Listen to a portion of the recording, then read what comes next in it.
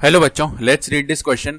Late a and n is equal to 0 to infinite be a sequence such that a0 is equal to a1 is equal to 0 and an plus 2 is equal to 2an plus 1 minus an plus 1 for all n is greater than or equal to 0. Then sigma n is equal to 2 to infinite an upon 7 raised to power n is equal to. तो यहाँ से हमें इसका value बताना है. सम का क्या होगा, स्टार्ट कर लेते हैं हमारे की कॉन्सेप्ट से. तो देखो की कॉन्सेप्ट क्या हो जाएगा. तो हम यहाँ पे जानते हैं कि अगर एफ एक्स का वैल्यू ऐसे दिया हुआ है ए एक्स स्क्वायर प्लस में बी एक्स प्लस में सी, तो अगर एफ ऑफ एफ एक्स अगर निकालेंगे जो कि किसके इक्वल होगा, एफ ऑफ एफ एक्स, तो जहाँ जहाँ एक्स लिखा हो उसकी जगह एफ एक्स लिख देंगे. यानी ए मल्टीप्लाई में एफ एक्स का स्क्वायर प्लस में बी मल्टीप्लाई में एफ एक्स और प्लस में सी, ऐसे हो जाता है. तो पहले तो देखो हमें क्या क्या वैल्यूज दी हुई है. a0 is equal to a1 is equal to 0 दिया हुआ है. साथ ही साथ an plus 2 is equal to दिया हुआ है 2an प्लस 1 माइनस में an प्लस में 1. तो इस कंप्लीट में हम क्या रखते हैं, n इज इक्वल टू सबसे पहले रख लेते हैं कितना, n इज इक्वल टू रख लेते हैं 1. तो ऐसा रखने पे क्या होगा, a3 बन जाएगा इधर.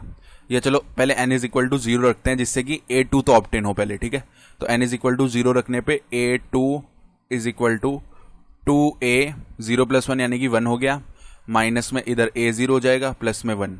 तो a2 का जो वैल्यू है वो किसके इक्वल आएगा, 2 मल्टीप्लाई में a1 का वैल्यू 0 है, माइनस में यहाँ भी 0 है, प्लस में 1 यानी कि ये वैल्यू आएगा 1. अब n इज इक्वल टू 1 रखेंगे तो यहाँ से a3 is equal to 2a2 minus में a1 प्लस में 1. तो 2 मल्टीप्लाई में a2 का वैल्यू है 1, माइनस में a1 का वैल्यू है 0 प्लस में 1. तो ये कितना बनेगा, 2 प्लस 1 यानी कि 3 बन गया. ठीक बात है. उसके बाद में अगर n इज इक्वल टू रखेंगे 2, तो यहाँ से a4 इज इक्वल टू कितना आएगा, 2a3 माइनस में कितना आएगा, a2 प्लस में 1. तो 2 टाइम्स ऑफ 3 माइनस में a2 का वैल्यू 1 प्लस में 1, तो ये 6 के इक्वल आ गया डायरेक्टली. अब finally n is equal to 3 रख लेते हैं. तो यहाँ से a5 का जो वैल्यू है कितना बनेगा, 2a4 माइनस में a3 प्लस में 1, ऐसा बन जाएगा ना. ठीक है, तो यहाँ से देखो a4 का वैल्यू कितना आया था, 6 आया था, तो 2 मल्टीप्लाई में 6 यानी 12, माइनस में a3 का जो वैल्यू है कितना आया था, 3 आया था, तो 3 प्लस में 1, तो ये हो गया 13 माइनस 3 यानी कि 10 हो गया. तो अगर हम जनरल टर्म an लिखना चाहें तो वो आ जाएगा n मल्टीप्लाई में n माइनस 1 अपॉन में 2 के फॉर्म का. यहाँ पे जब देखो n इज इक्वल टू 0 रखेंगे तो यहाँ पे n का टर्म होने की वजह से पूरा 0 हो जाएगा. जब हम n इज इक्वल टू 1 रखेंगे तो n माइनस 1 का टर्म की वजह से पूरा 0 हो गया. जब n इज इक्वल टू 2 रखेंगे ना, तो यहाँ पे देखो 2 के लिए कितना बन जाएगा, ये n इज इक्वल टू 2, ये वैल्यू हम जैसे ही रखेंगे तो इधर 2 मल्टीप्लाई में 2 माइनस 1 यानी 1 और अपॉन में 2, तो 2 डिवाइड बाई 2 यानी कि 1 आ गया. फिर n इज इक्वल टू 3 रखेंगे तो 3 मल्टीप्लाई में 3 माइनस 1 यानी कि 2, 2 से 2 डिवाइड हो जाएगा तो केवल 3 बच जाएगा. इसी तरह n इज इक्वल टू 4 रखने पे भी ये सेटिस्फाई हो जाएगा कम्प्लीटली. ठीक है, n इज इक्वल टू 5 रखने पे भी सेटिस्फाई होगा और ये इसका जनरल टर्म हो जाएगा. तो अगर ये जनरल टर्म हो रहा है, अब हमें निकालना क्या है वो देखो, sigma n is equal to 2 to infinite, और यहाँ पे क्या लिखा हुआ है, an अपॉन में 7 raise to power n, value रख लेते हैं. Sigma n is equal to 2 to infinite, an का वैल्यू है n मल्टीप्लाई में n माइनस 1 अपॉन में 2 मल्टीप्लाई में 7 raise to power n. Start कर लेते हैं n इज इक्वल टू 2 से. इस सम को एक बार के लिए s बोल दिया हमने, तो s इज इक्वल टू क्या आया है, n इज इक्वल टू 2 रखेंगे पहले. तो देखो 2 मल्टीप्लाई में 2 माइनस 1, इधर 2 से 2 डिवाइड हो जाएगा यानी 1 अपॉन में 7 का स्क्वायर, केवल यही बनेगा.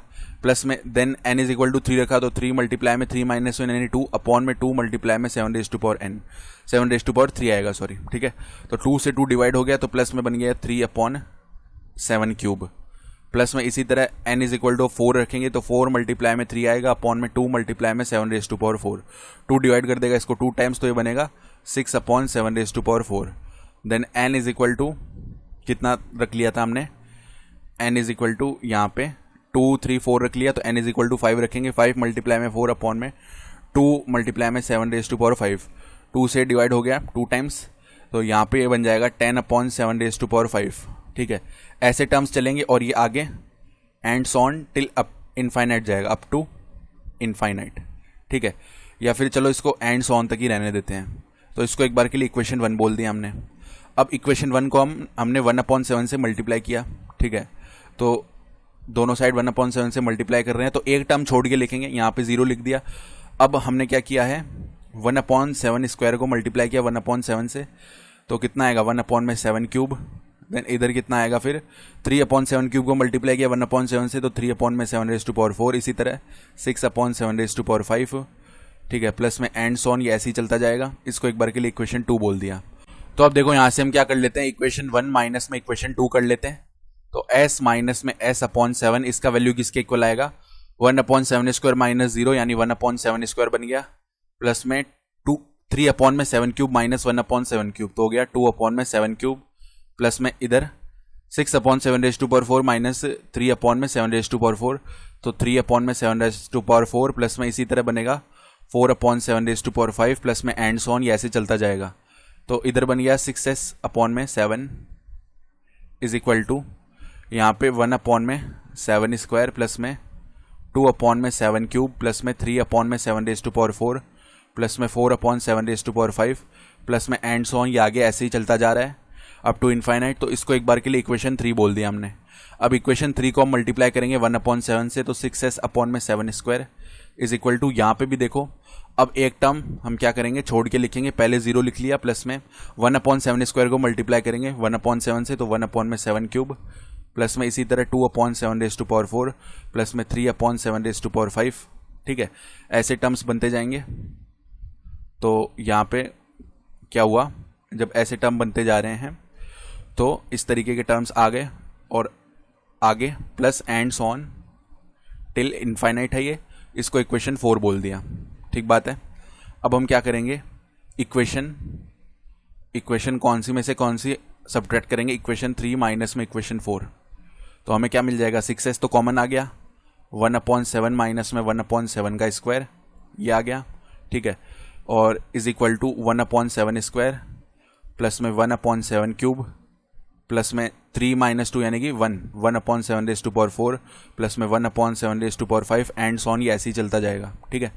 तो अब देखो 6s/7 भी बाहर निकाल लिया हमने, तो 1 माइनस 1/7 बन गया, दैट इज इक्वल टू, ये अब इनफाइनाइट जीपी होगी, जिसका फर्स्ट टर्म है 1/7², तो 1/7² अपॉन में 1 माइनस, हर टर्म जो है वो प्रीवियस टर्म को 1/7 से मल्टीप्लाई करने पे आ रहा है, तो कॉमन रेशियो 1/7 हो गया, यानी ये बन गया 1/7² अपॉन में इधर 7 - 1 यानी 6/7, एक 7 से एक 7 डिवाइड हो जाएगा, ठीक है, यानी 1/7 मल्टीप्लाई में 6 यानी कि 42 बन गया ये, ठीक है। इसका मतलब है 6s/7 और 1 - 1/7 यानी कि 6/7, दैट इज इक्वल टू किसके आ रहा है, 1/42, 7 डिवाइड कर देगा 42 को 6 टाइम्स, ठीक है। और फर्दर यहाँ से अगर s का वैल्यू लिखना चाह रहे हैं तो वो किसके इक्वल आएगा, 7/6 × 6 ठीक है। तो 6 का cube that is equal to 216, तो 7/216 हमारा रिक्वायर्ड आंसर हो जाएगा इस क्वेश्चन के लिए। तो ऑप्शन बी सही है। I hope you understood this explanation. Best of luck.